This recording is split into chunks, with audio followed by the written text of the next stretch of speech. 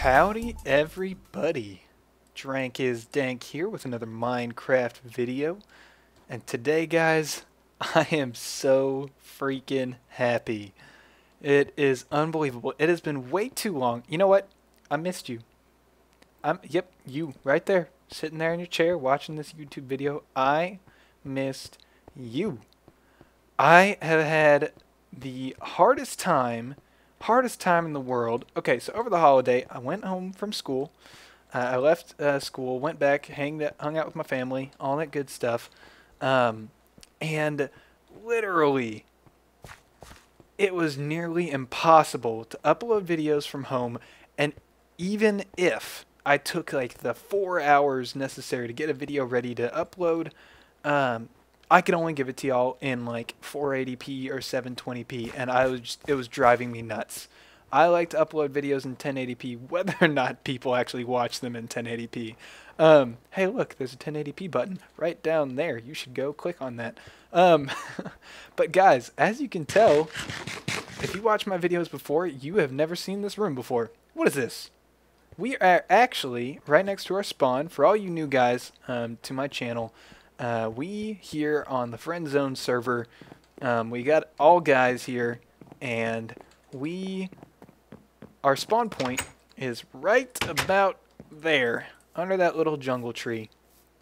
And we decided, instead of making a spawn town, everybody spending a lot of time here, we definitely wanted to branch out and do our own thing, so we all just came together and made this nice little, nothing too big, it just works.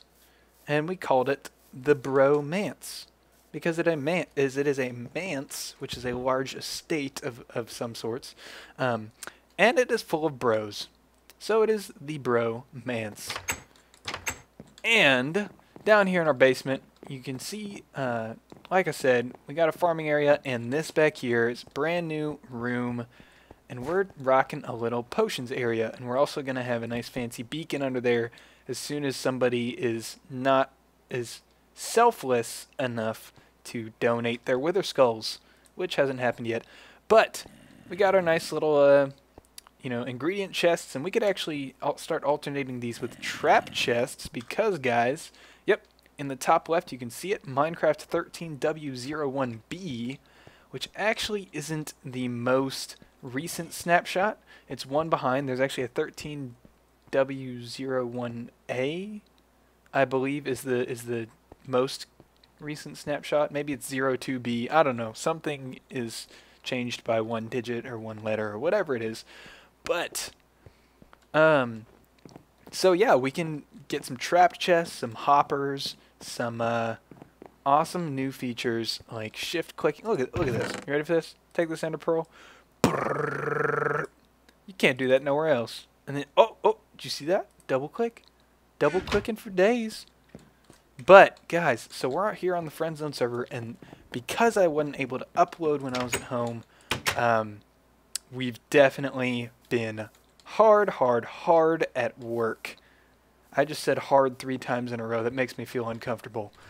But I'm going to show you guys this episode, nothing special, not really a let's play today. I just want to show you guys what we've been up to.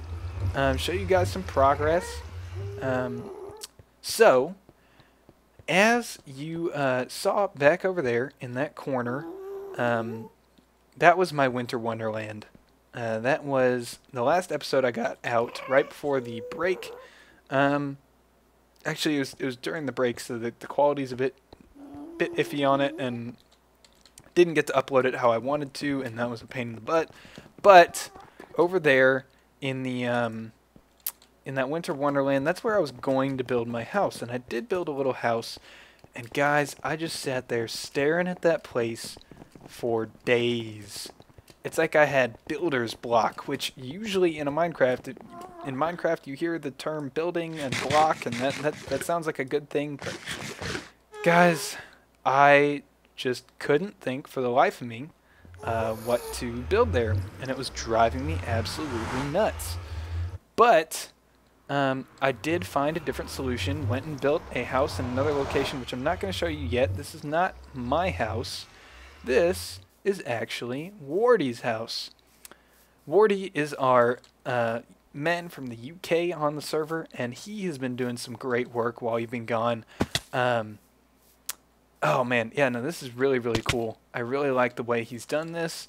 Wardy, you're gonna watch this video, and I'm telling you right now, I haven't told you on the server, but this is probably my favorite build on the server so far, and it's not even close to done. I just really like where you're going with it. So obviously he's got the survival set up, everything he needs, but over here he's working on this really cool kind of Indiana Jones-esque temple, and I hear a spider. Come here. Anyways, Indiana Jones-esque temple.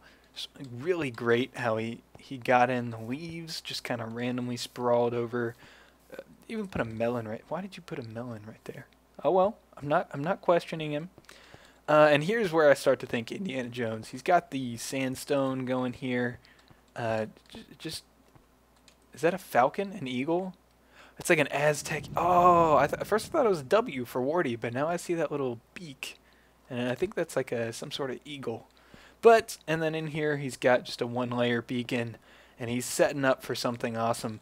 But right now I'd say if he keeps doing this exactly like he's been doing the outside, or exactly the same quality level, this is going to be one pretty cool build. But let's go ahead and hop back up to the portal, and we will continue our friend zone tour. All right, guys, here we are. Next stop on the friend zone update tour is MWL13's home, or in other words, Madison. And here we are. He's just got a portal, nice little walkway, nice little cobblestone hut, nothing to brag about.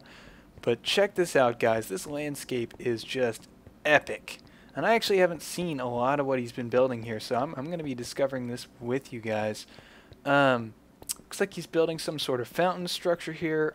As you can tell, nobody on the server is like done with any of their builds because the server is still pretty young, but there's definitely a lot of progress going on here, and it honestly, in my opinion, it looks like we're gonna have some pretty awesome stuff on the server, which I'm really excited about. So he's got a little road pathway down there, a little fountain structure in the middle, and then once we get up here, we're gonna head over to his bridge, which goes to his beacon pyramid. Looks like he made that out of mossy cobblestone. I think that's what I'm seeing. But got a jungle biome over there. What is that, a baby swamp biome? I guess so. Oh, I guess it continues over there. That makes more sense. But here is Madison's full beacon tower. Wardy only had the little one. Sorry, Wardy. You know what? Let's just go with the fact that Madison is compensating, right? Alright, cool. But he's working on the interior of this right now. Got his enchanting, got some storage, got the underground, and this is where he accesses his beacon. Can set up regen, strength is what he's got right now. Bed, ender chest, all the goodies, of course. But yeah, so this is Madison's place. He already has a full beacon. I helped him with that wither fight, and I'm not going to show you guys a wither fight until it's my wither fight, and I'm probably going to fight it alone. I don't know. I hold a little bit of pride. Not pride. That's a dumb word. It's a video game. But yeah, it's my thing. So if I'm helping somebody else kill a wither, I don't think that's very video worthy. But once I fight my own, you can be sure that I'm going to let you guys in on that. Alright, next stop on the tour, I think we're going to head over to JW's awesome abode where he's been doing some terraforming. So yeah, I'll see you guys over there. Alright guys, here we are at Josh's place, and as you can see, this little bad guy's been working hard, right? He's actually somebody that you guys haven't seen before. He's our newest server member. Definitely an awesome dude, a lot of fun to play with. Let's see if I can traverse this treacherous landscape. There's a zombie! Oh god! But as you can see, he's already got the double beacon going. It looks like he's setting up for a little triple beacon action. What's he got? Regen, jump boost, haste. Why is he not powering that thing up? Why didn't he not do haste 2 or something? But guys, this right here used to be like a mountain, and he just flattened that whole thing out.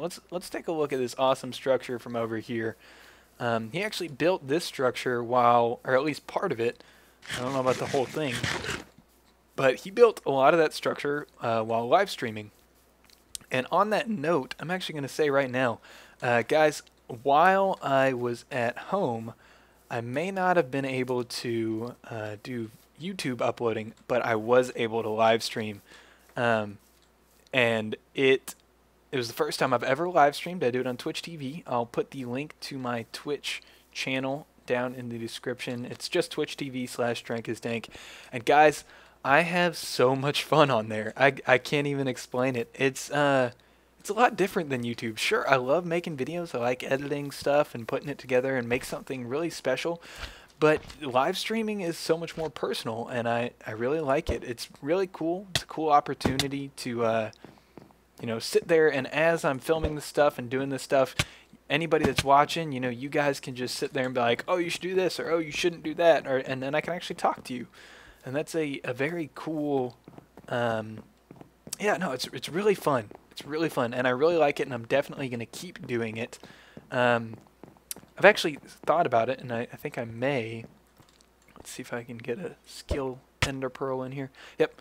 I think I may leave the Friend Zone YouTube series to more of a world tour, and I may do all the Let's Play stuff through live streaming.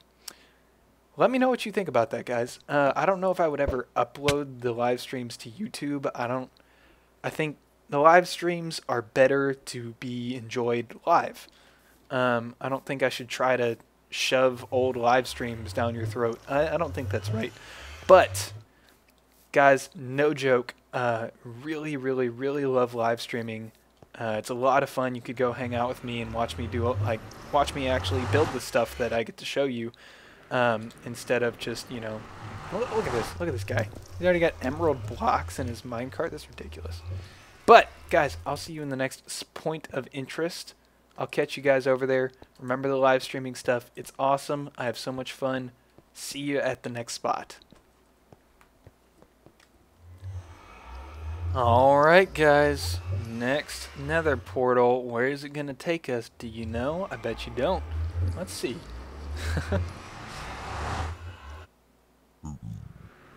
Yep. Here we are at our end portal with a zombie pigman and an enchanted sword, which I'm going to try and see if I can get off spin. No, just a gold ingot. I'll take it. But here we are, hopping into the end, where, as you can tell, we probably already... Oh my gosh! That's so new. Okay, we're going... Actually, you know, I'll show that to you in a second. Guys, stick around if you want to see what Mythal's been doing in the end. It is insane. Wow, it's gotten even bigger. Oh my gosh. But here we go. Let's go ahead and... Oh, look at that. We actually have minecarts down here now. Let's go ahead and hop on here. Get it going. But guys, so here in the end, of course, we hooked up the Enderman farm. Fastest XP farm to date. I don't know when you'll be watching this video, but as of January of 2013, yep, fastest XP farm out there. Gets us to level 30 in very quickly. My gift to the server. Smite. Oh gosh, this is awful. Let me turn this down. No Endermen were harmed in the making of this video. Not. But oh wow, he's just leaving that in there. JW, you're a great guy. I love you, man. But as you can see, we got our separate chests here for the end. You know, I'm filling this with books that I'm enchanting that'll come in handy at some point or another. Honestly, at this point, I I've enchanted so many books, not gotten a single Silk Touch book. The 2 Silk Touch books that I do own are from caving. So, word from blah, blah, blah, blah, blah. Word of wisdom to all you people out there. If you want Silk Touch books, do not try to enchant one. You're never going to get one. I don't think anybody on the server has gotten one yet. And we've been enchanting books for days. Of course, we got regeneration and speed here, so that we can punch Endermen and lose all of our hunger and not die, because the regen actually fills up our health faster than the hunger can take it away. So, guys, if you've never seen one of these, I'm just gonna go ahead and demonstrate a little bit, because I do need to fix my silky smooth Silk Touch pickaxe right now, which we're gonna need an anvil for. So let me go ahead and get the necessary materials for that. But guys, like I said, Enderman farm, fastest XP farm to date in Minecraft. We're gonna check out how awesome it is. Let's see how many levels I'm gonna need first. Some diamonds, silky smooth. 38, put it almost to full. Great, that's what we're gonna do. So we're trying to get level 38 from 25. Get in here, punch it up. You spam that click, run back and forth, and I can run out of hunger and keep punching just because we have that beacon over there. Really good stuff. Infinite XP grinding. You never have to worry about food or shortage of food or anything like that. If you want to check out how this works, I will put a link in the description for a tutorial for one of these machines. Because honestly, guys, this is it. This is the cream of the crop for anybody that doesn't play technical Minecraft. By the way, we did build everything on the server 100% vanilla, survival. Nothing was cheated in or you know, command in, or we didn't use creative mode, just in case you were wondering.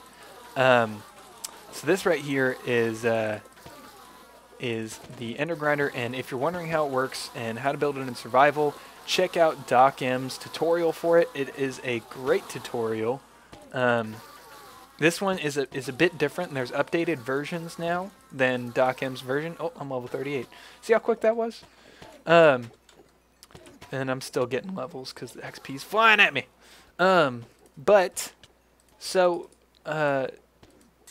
this is actually an updated version where there's tripwires and stuff in there instead of pressure plates and repeaters, which I think, you know what, I will put a link in the description to whatever the newest tutorial is.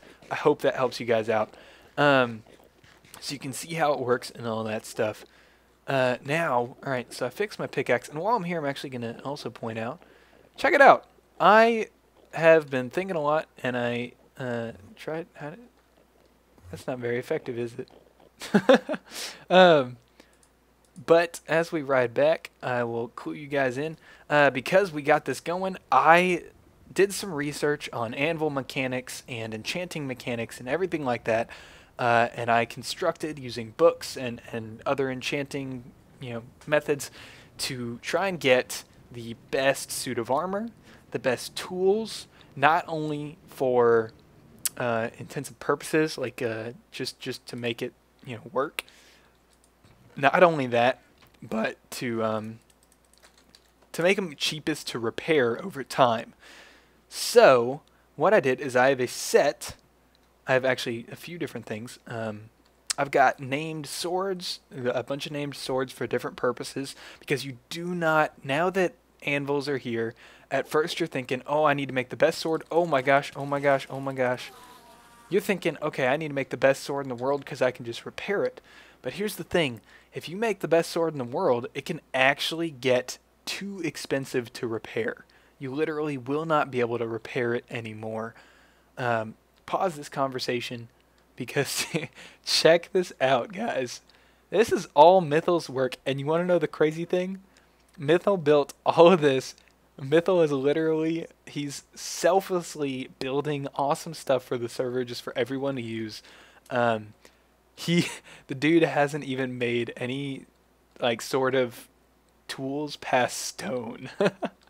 He has just been slaving away with stone tools and enchanting the stone tools at the end farm. So he has like stone pickaxes that are efficiency 5, unbreaking 3, silk touch 1, and it's just stone. I think that's hilarious, but awesome. Mythil, keep up the awesome work. I don't think he's even made a house yet. I could be wrong. Could be wrong, but only time I ever see him is when he's working on this kind of stuff. And it's amazing, as you guys can tell. It's just really epic and really awesome the way he brought life to the end. He's still working on it. It's still a work in progress. Nothing's finished. He's got these pathways that lead to the end towers, which I think is really, really cool. But I think we're done with the end. Let's hop in here and skip the credits.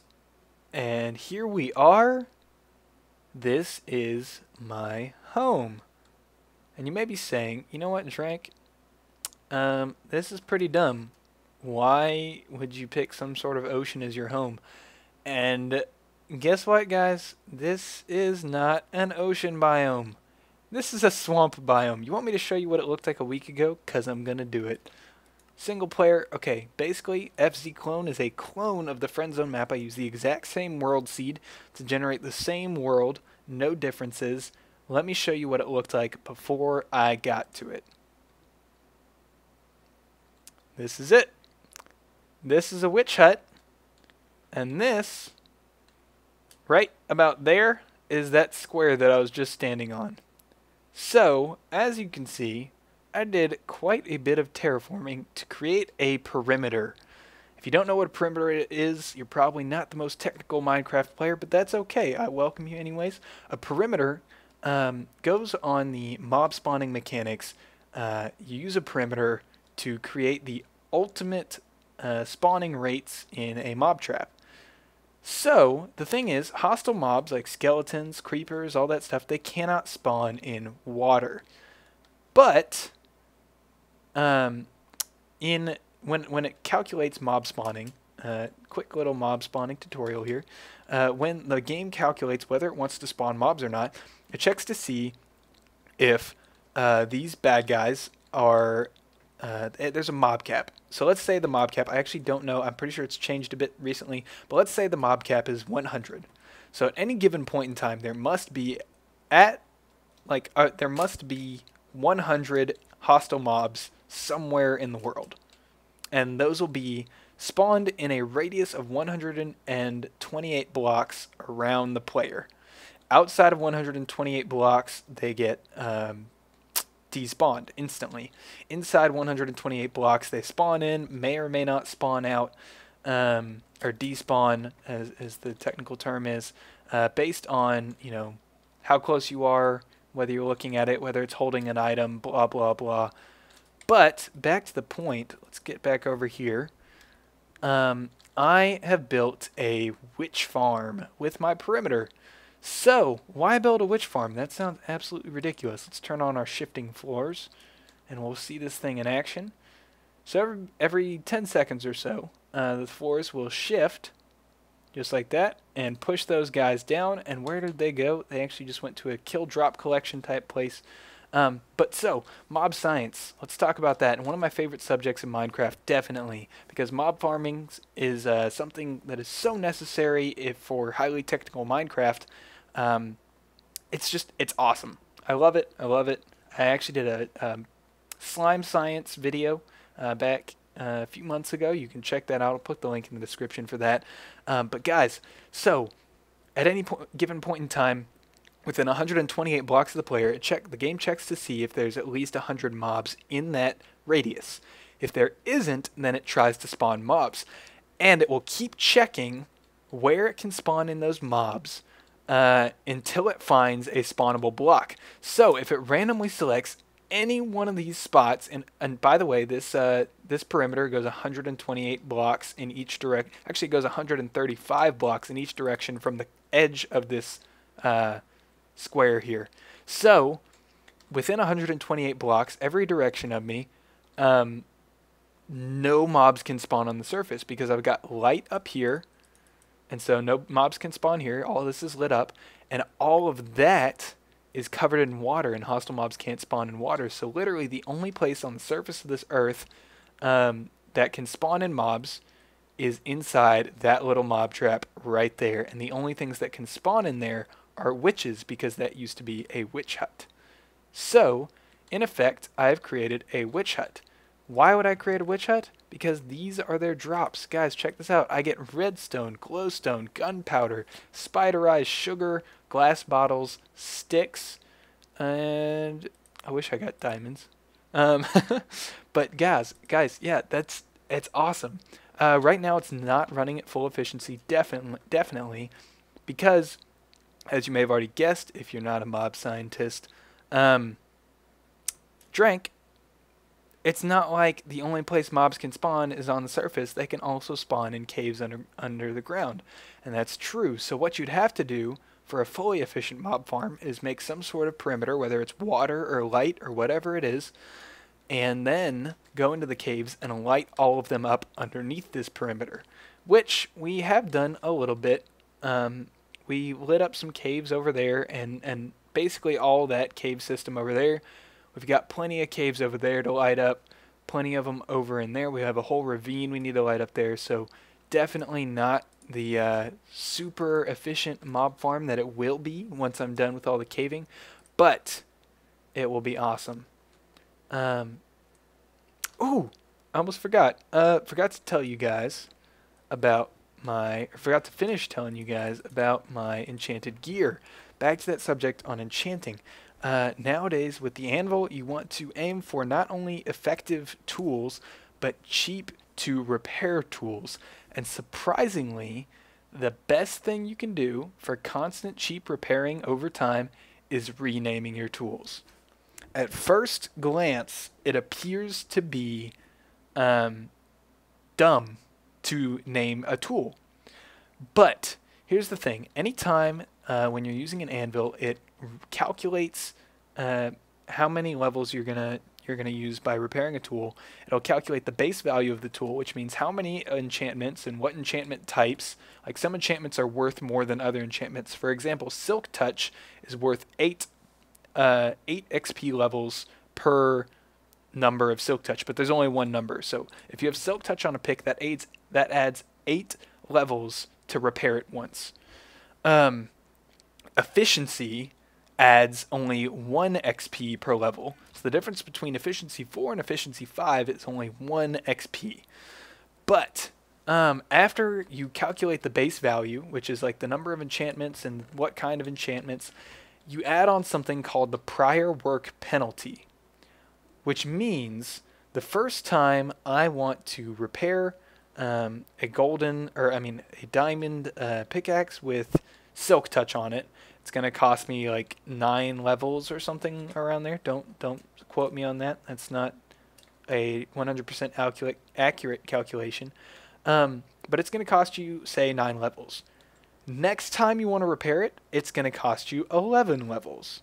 The next time you repair it after that, it's going to cost you 13 levels. Next time, 15. Next time, 17. Because of that prior work penalty, it counts how many times you have put this in an anvil and repaired it or modified it or whatever it is before that point in time. And when you're combining items, you combine the prior work penalties for both items. Now, why rename your tools? When you rename a tool, it sets permanently the prior work penalty to 2. Sure, that is bigger than like a naked tool, but think about it. Over time, at your 6th repair, instead of paying 10 extra levels for the 5 times you repaired it before, you're still only paying 2 more levels than you were the first time around. So over time, the cost to repair this tool will never ever change. So that is why you want to rename your gear and rename your tools that you want to keep around for a long time. So what have I got here? Here is my assortment of tools that I'm going to hang on to. I've got the butter knife, sharpness 5, unbreaking 3. I got an unbreaking 3 book and threw it on a sword, so now this thing is a lot heftier. The reason I went for such a simple sword is because at one point in time I had this boss right here, the Rage Quit, Sharpness 4, Looting 3, Fire Aspect 2, Unbreaking 3, and you may be saying right now, Drank, that sword is so epic, why would you ever stop using it? I'm going to tell you, because all of those enchantments on there, combined with the renaming, and all that, literally make the Rage Quit so expensive that you cannot repair it. It's not possible because the base value plus the prior work penalty of this item is over 40 levels. It's huge. So you literally cannot repair this item. So I started thinking, okay, let's make simple swords that I'm going to actually use in different scenarios that will be easy to repair and will last a long time. So this one, Sharpness 5, Unbreaking 3, the Butter Knife. That's my go-to sword. I will be using the Butter Knife for days until I fall in lava and lose it or whatever. But the Butter Knife kills quickly and effectively, will last a long time, and won't give me a bunch of mob loot that'll just clog up my inventory. So that's great. That's exactly what I need. It's just my fighting sword, nothing special, no knockback. I don't want that because then it'll be hard to kill skeletons. Great sword. Then here, the Gray Fox.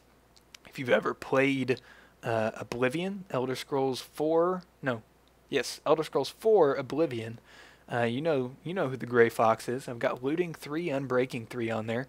So this sword I will use once I build a hostile mob grinder, which will probably be right over there.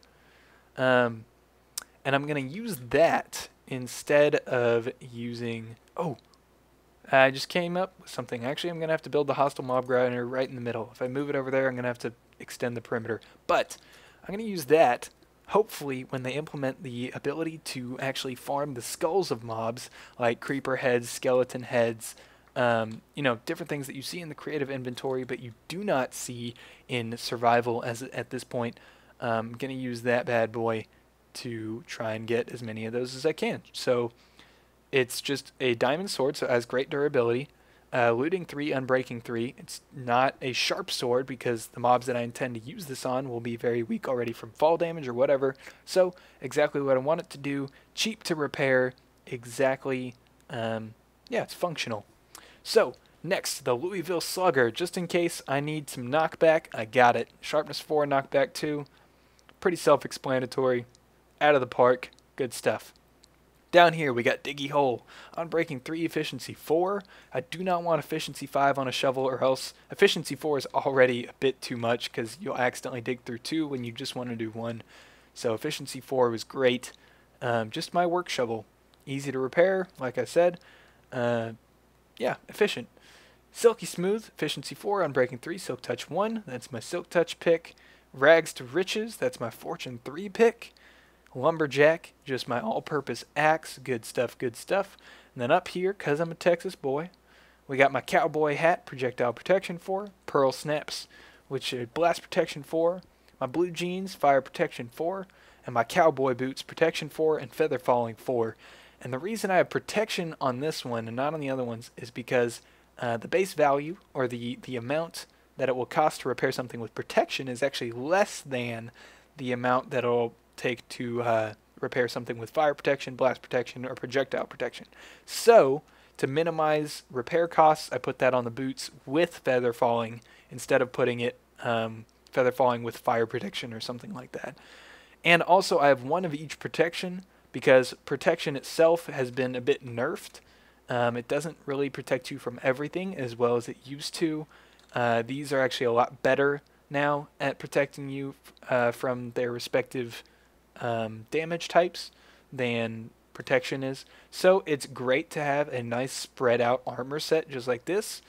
And like I said, I renamed them so I can keep on repairing them forever and not worry about that at all. And then a few more tools.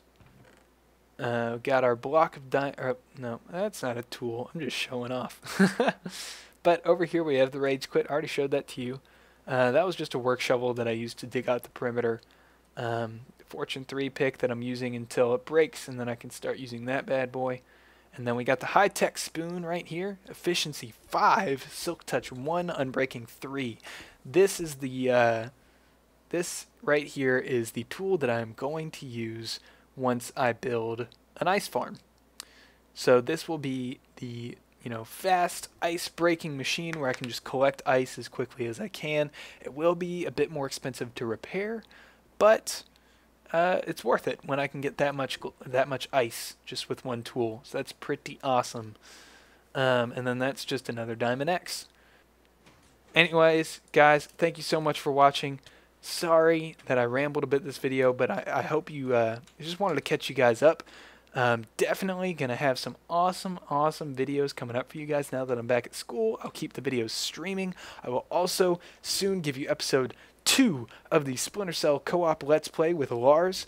Really funny stuff, a lot of cool stuff, and also got a new surprise series that I'm thinking about doing coming up probably in a week or so. I hope that you guys will enjoy that. I know I would enjoy it as a viewer. So, guys, thanks for watching. Hope you enjoyed this episode. Sorry for rambling. Adios.